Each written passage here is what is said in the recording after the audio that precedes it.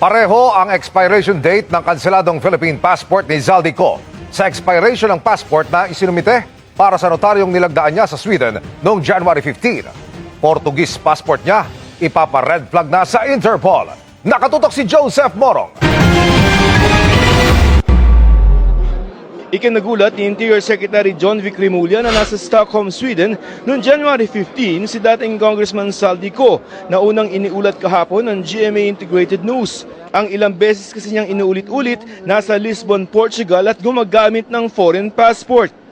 Pero noong January 15, nasa Stockholm sa Sweden si Ko, batay sa apostilo notaryo sa Sweden na eksklusibong nakuha ng GMA Integrated News kahapon.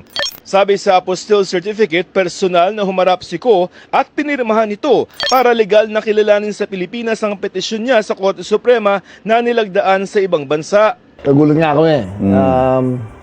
Kasi naman yung lugar nila, gated community, madali tumakas rin doon eh. Kung tatago ka sa kotse. Ang EU kasi, ano na yan eh, borderless. Okay. So, hindi mo kailangan ng passport para umikot.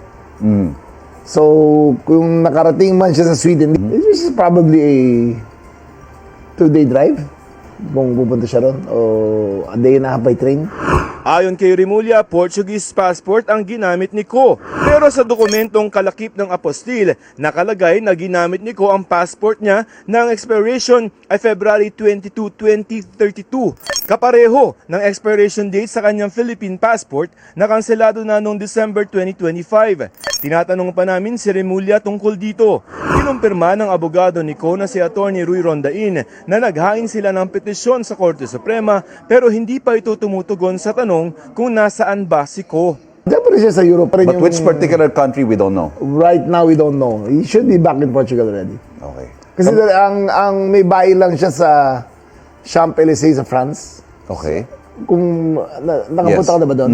Isang side doon, meron siyang 5-story, 20-room building. Meron siya sa Sotogrande, Spain. Meron siya sa south of France. Tapos meron siya sa Portugal. Ayon kay DILG Secretary John Vic Rimulya, ang utos ng Pangulo ibalik sa bansa si dating Congressman Zaldico at maaaring gobyerno sa gobyerno ang mag-usap para rito. Aminado si Secretary Rimulya maraming challenges sa paghahanap kay Ko na idineklara ng fugitive from law. Bukod sa maraming panggastos na pera, maraming ari-arian si Ko. Kaya nung nagpasabi raw si Ko na gusto ng dialogo sa gobyerno, may kondisyon daw. Ang dami pera kasi. Basta ganun kadami yung pera mo, movement is much easier. So, ang naka-amlak ngayon ng assets siya dito. Pero we have set a precondition na kung gusto nyo mag-usap, mag-restitute muna siya ng $1 billion papunta sa Philippine government so we can solve the housing problem here. Kasi ninako niya sa tao yan eh, dapat balik natin sa tao.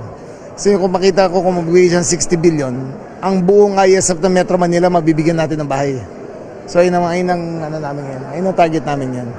Aalis daw ng bansa si Rimulya para makipag-usap sa ibang bansa tungkol sa paghahanap sa mga wanted na mga personalidad. Ipapa-red flag na ng DILG sa Interpol ang Portuguese passport ni Ko. Tiwala naman po ang Pangulo sa ginagawa pong trabaho ng ating mga ahensya ng gobyerno, lalo-lalo na sa pagtugi sa mga fugitives. Optimistic po tayo this year. Of course.